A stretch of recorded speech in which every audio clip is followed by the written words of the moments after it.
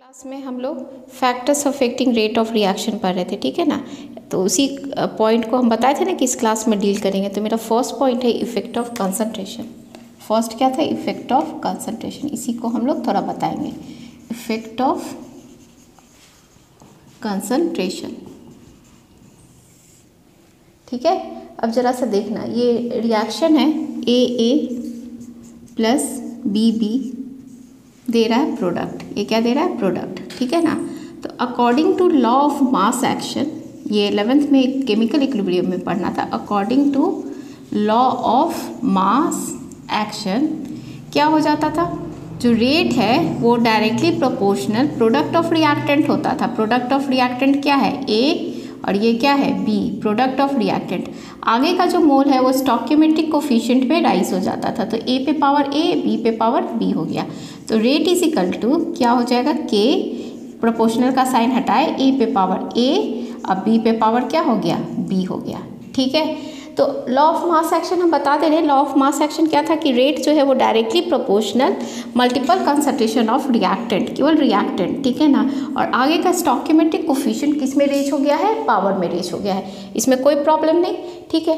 पर ये जो है वो exact dependence of rate on concentration of reaction को नहीं दिया। ये थ्योरेटिकल कंसेप्ट है। ये क्या था? Theoretical concept. तो इसको हम लोग यहाँ पे लिखने जाएंगे कि it is a theoretical concept, ठीक है। क्या लिख रहे हैं? इट इज़ अ थ्योरेटिकल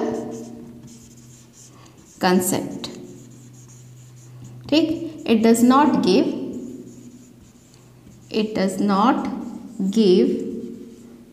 ठीक exact dependence of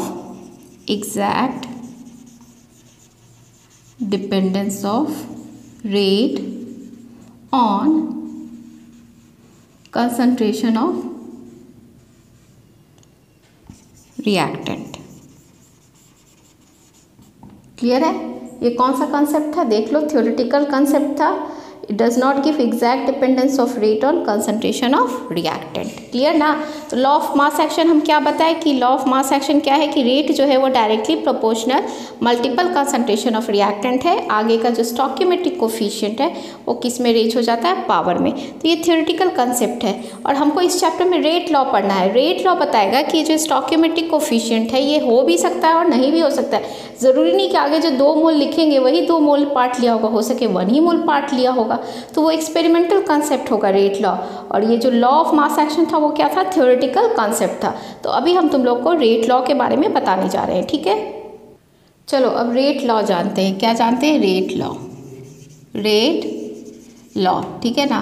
तो रेट लॉ जो है वो है it is an experimental concept. क्या है? It is an experimental concept,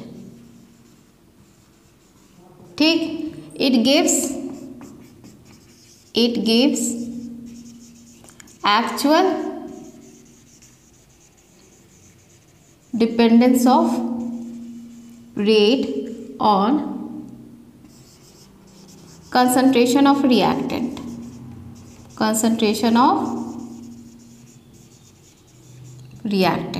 ठीक है। इसका डेफिनेशन अगर कहेंगे कि अगर बोर्ड एग्जाम में डिफाइन करने के लिए आता है तो इसका डेफिनेशन लिखेंगे कि it is defined as rate of reaction is definition लिख रहे हैं, ठीक है। Rate of reaction is directly proportional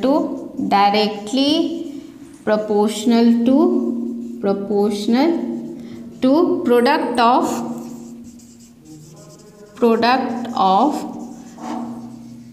concentration of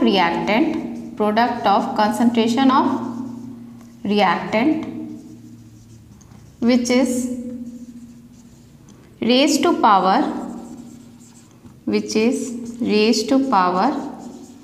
may or may not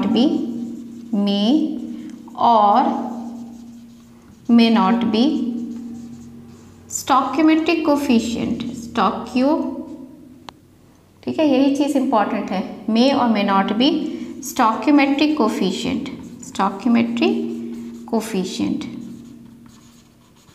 तो जरा देखो, ये हम लिख सकते हैं कि रेट इज इक्वल टू क्या हो जाएगा? के, ए पे पावर x दे दिए और b पे पावर y दे दिए। तो ज़रूरी नहीं है कि ए और बी जो आगे का मोल है वही पावर पे जाएगा, ठीक है ना, एक्स भी जा सकता है और वाई भी जा सकता है। तो ये जो एक्स है ना, और इसको ऐसे लिख दिए, देखो एक्स इज द ऑर्डर, ये ऑर्डर कहलाएगा, ठीक है ना, x is the order with respect to concentration A, ठीक है। Y is the order with respect to concentration B, ठीक है। तो ओवरऑल ऑर्डर जो होगा, ओवरऑल ऑर्डर क्या होगा, x प्लस वाई होगा, ठीक। अब दोनों का मतलब समझ लो। हम लॉ ऑफ मास एक्शन में क्या बताए थे कि ए और बी जो आगे का स्टोइकियोमेट्रिक कोफिशिएंट था वही पावर में रेज किया था, पर हम उसी इक्वेशन को लिख रहे हैं कि जरूरी नहीं कि ए और बी क्या होगा, हो सकता है एक्स और वाई भी लगा होगा, और ये जो एक्स और वाई है वही ऑर्डर कहलाएगा, ठीक है ना, ए के रेस्पेक्ट में एक्स और वाई के रेस्पेक्ट में बी। तो क्लियर है ना, rate of reaction is directly proportional to product of concentration of reactant. Concentration of reactant क्या है, ए और B, which is raise to power may और may not be stoichiometric coefficient, हो भी सकता है और नहीं भी हो सकता है, क्यों, क्योंकि ये एक्सपेरिमेंटल कंसेप्ट है, ठीक है। अब क्वेश्चन करते हैं। चलो ये देखो एनसीईआरटी का क्वेश्चन नंबर 4.3 है, ठीक है ना। ए प्लस बी प्रोडक्ट दे रहा है, रेट दिया हुआ है और बोल रहा है ऑर्डर क्या। बता दो ना, कितना आसान क्वेश्चन। ऑर्डर क्या बताए थे, ऑर्डर क्या हो जाएगा, सम हो जाएगा, ठीक है। तो इसका सम कर दो तो क्या होगा, 2 + 1/2, क्या आंसर आ जाएगा, 5/2 हो गया आंसर, ठीक है। अब चलो आगे बढ़ते हैं। चलो ऑर्डर का डेफिनेशन भी जान लेते हैं। तो ऑर्डर को अगर डिफाइन करने के लिए बोलेगा तो ऑर्डर का डेफिनेशन क्या होगा, it is the sum of, आया है बोर्ड एग्जाम में, ठीक है ना, it is the sum of power of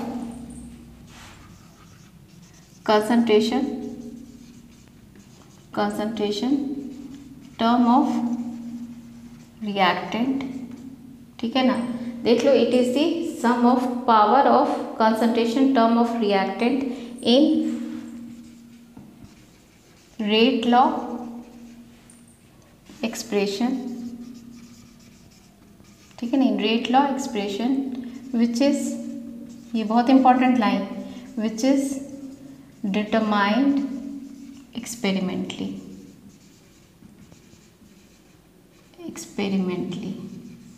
ठीक है ना। क्लियर है ना, it is the sum of power of concentration term of reactant in rate law expression which is determined experimentally. मतलब कि जो रेट लॉ में एक्सप्रेस रहेगा ना उसी का हम ऑर्डर निकाल सकते हैं, ठीक है। तो रेट लॉ में एक्सप्रेस होना चाहिए, एक्सपेरिमेंटली वो डिटरमाइन होता है, तभी उसका पावर ऑफ सम होगा, ठीक है ना। चलो नेक्स्ट आगे देखते हैं। हम लोग हेडिंग लिखते हैं कि when reactant changes into product, when reactant changes into product. जरा देखना, आर है रिएक्टेंट, किसमें चेंज हो रहा है, प्रोडक्ट में। इनिशियल कंसंट्रेशन, जब टाइम 0 रहेगा तो इसका कंसंट्रेशन मान लो ए है, तो ये क्या है, 0 है। कुछ टाइम बीता, ठीक है ना। तो ए में से जो घटेगा ए माइनस एक्स, वो यहाँ पे एक्सप्रेस होगा एक्स, ठीक है। तो हम क्या पता है कि रेट जो है वो directly proportional concentration of reactant है, मतलब ए माइनस एक्स है, ठीक है। तो रेट प्रोपोर्शनल का साइन हटा दो तो के ए माइनस एक्स कर दो। अगर हम ए माइनस एक्स को यूनिटी ले लेंगे 1, तो रेट इज इक्वल टू क्या हो जाएगा, के, ठीक है ना।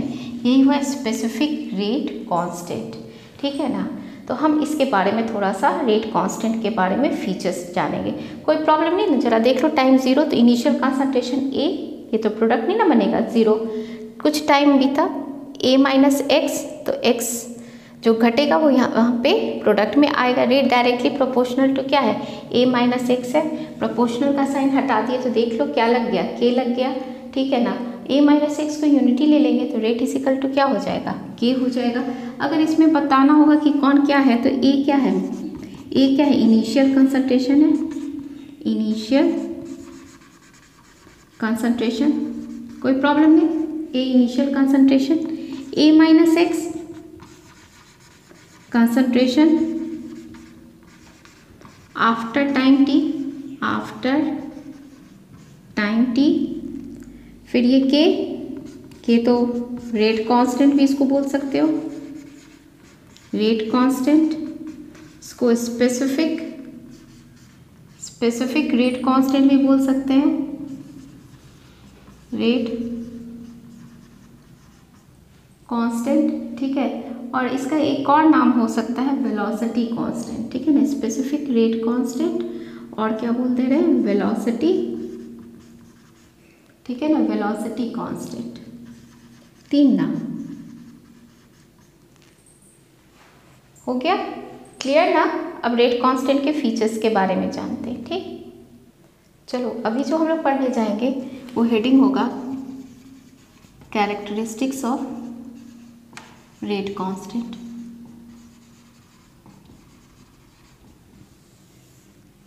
ठीक है, तो बोर्ड एग्जाम में तो आया है फीचर्स रेट कांस्टेंट का, कंपटीशन में भी आया है, बहुत अच्छा लगा, ठीक है ना। 4 पॉइंट दिया हुआ है, कौन सा फीचर सही है कौन सा गलत है, इसलिए कह रहे बार बार कि थ्योरी पार्ट है ना, कंपटीशन वाला भी बच्चा सब है ना अच्छे से इसको देखेगा, ठीक है। तो पहले जो फीचर्स है रेट कांस्टेंट के बारे में ना, तो उसको हम थोड़ा सा बता देना चाहते हैं। सबसे पहला है ना कि हम बताए थे ना कि concentration of reactant is taken as unity, तो रेट ऑफ रिएक्शन जो है वो किसके इक्वल हो जाएगा, रेट कांस्टेंट के इक्वल हो जाएगा। तो अभी देखा था ना a minus x is equal to 1, तो रेट किसके बराबर हो गया था, k के बराबर हो गया था। Every reaction has specific value of k at a given temperature, सब रिएक्शन का k का वैल्यू क्या होगा, अलग होगा, ठीक है ना। रेट कांस्टेंट जो है वो इंडिपेंडेंट होता है कंसंट्रेशन ऑफ रिएक्टेंट के, वो कंसंट्रेशन ऑफ रिएक्टेंट पर डिपेंड नहीं करता है, ठीक है ना। और जितना ज़्यादा वैल्यू ऑफ k होगा faster will be the rate of reaction होगा। और लास्ट पॉइंट है the unit of k depends on overall order of reaction, ठीक है। तो चलो फर्स्ट पॉइंट हम लोग लिखने जाएंगे। फर्स्ट पॉइंट हम लोग क्या बताए थे कि rate constant, first point rate constant becomes equal to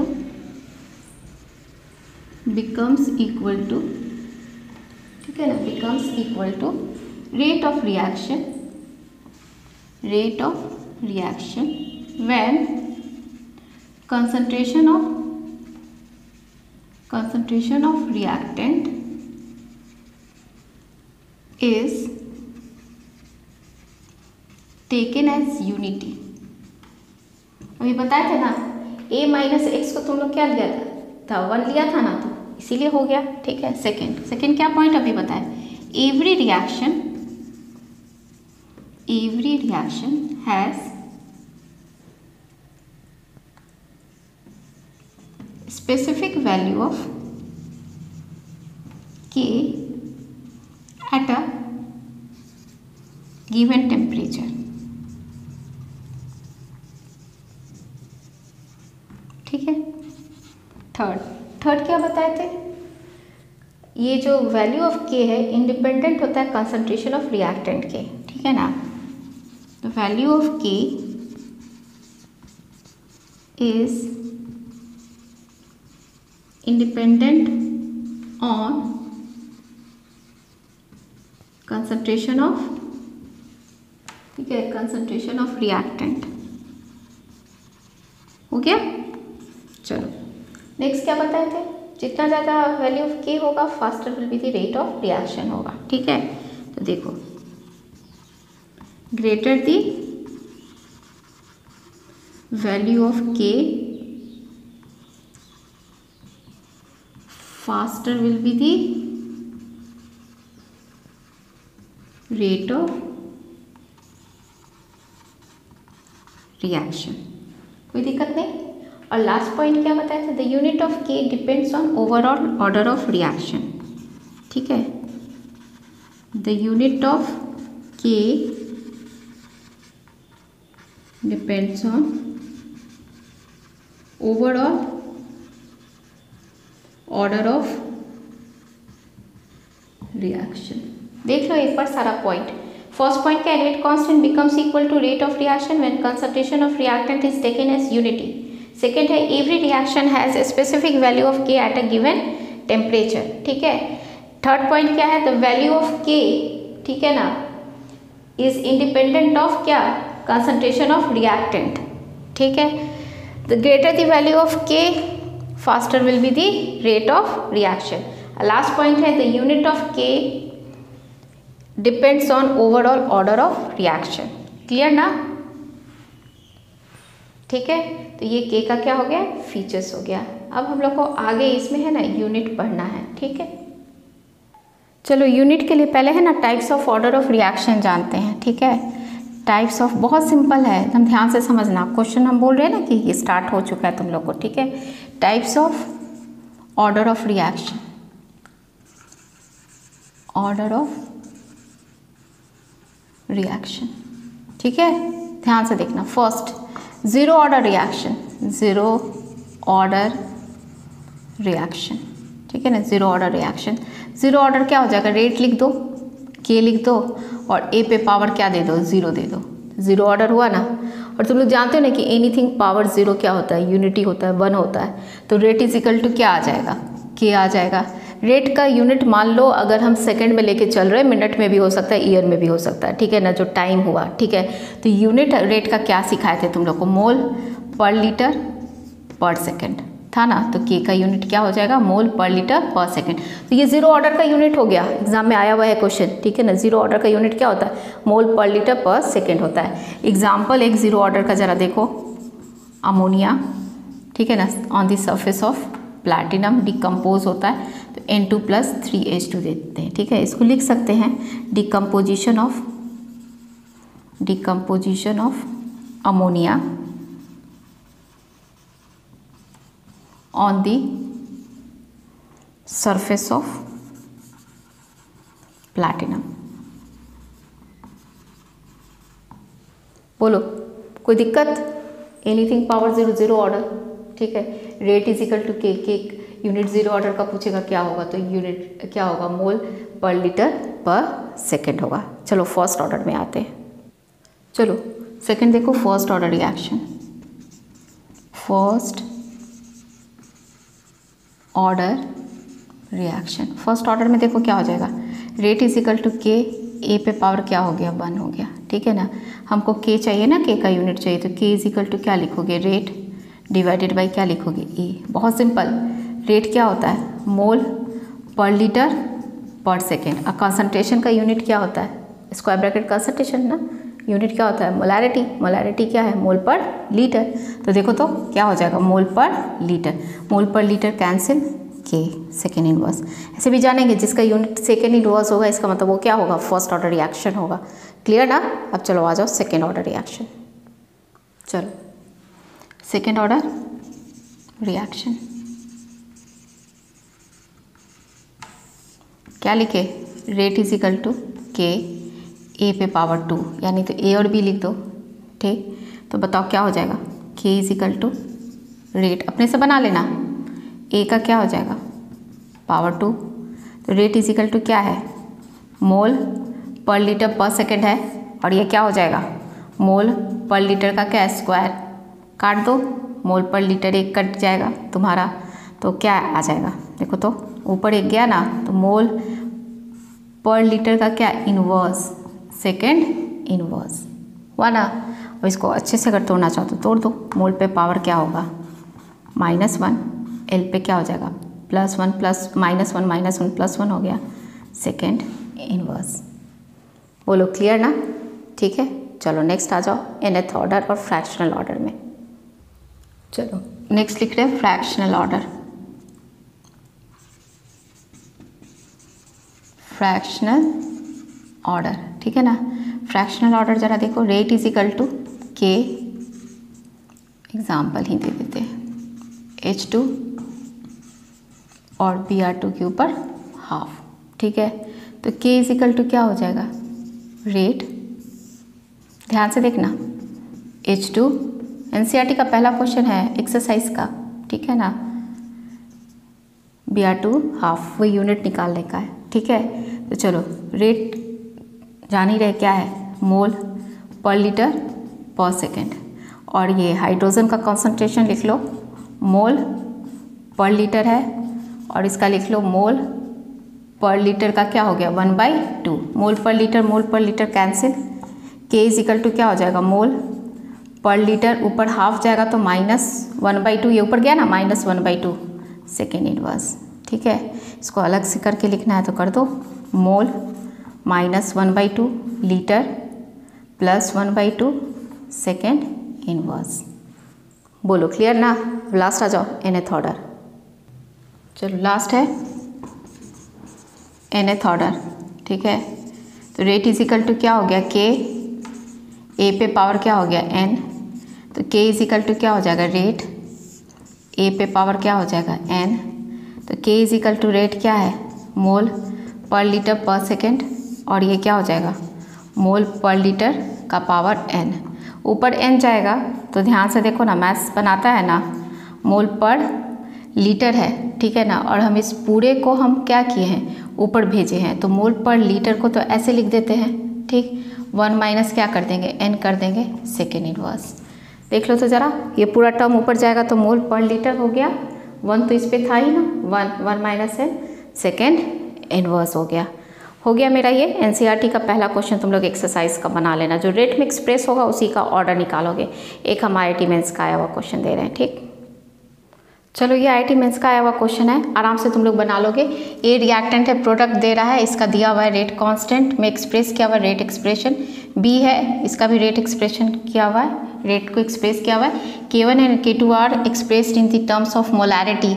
molarity मतलब क्या होता है, कैपिटल M, मोल पर लीटर का शॉर्टकट बताए थे, और टाइम किस में है सेकेंड इनवर्स में है, ठीक है। अब तुमको ये पूरा सॉल्व करना है कि हाँ कौन सा ऑप्शन मेरा क्या होगा सही होगा, ठीक। तो देख लो जरा कौन सा ऑप्शन जाएगा। ये कौन सा ऑर्डर है, बहुत सिंपल ना, कौन सा ऑर्डर, ज़ीरो ऑर्डर। और ये कौन सा ऑर्डर है, फर्स्ट ऑर्डर है। ज़ीरो ऑर्डर का तो यूनिट सिखाए थे ना, क्या सिखाए थे, मोल पर लीटर पर सेकेंड। मोल पर लीटर कैपिटल M में पर सेकेंड, और फर्स्ट ऑर्डर का क्या था सेकेंड इनवर्स। तो मेरा तो इसमें फर्स्ट ऑर्डर का देखो सेकेंड इनवर्स, ये कैपिटल M क्या है मोल पर लीटर सेकेंड इनवर्स, ठीक है। तो कौन सा ऑप्शन जाएगा, डी ऑप्शन। बोलो क्लियर है ना। अब हम लोग नेक्स्ट क्लास में जो है ऑर्डर एंड मॉलिक्युलैरिटी पढ़ेंगे, ठीक है।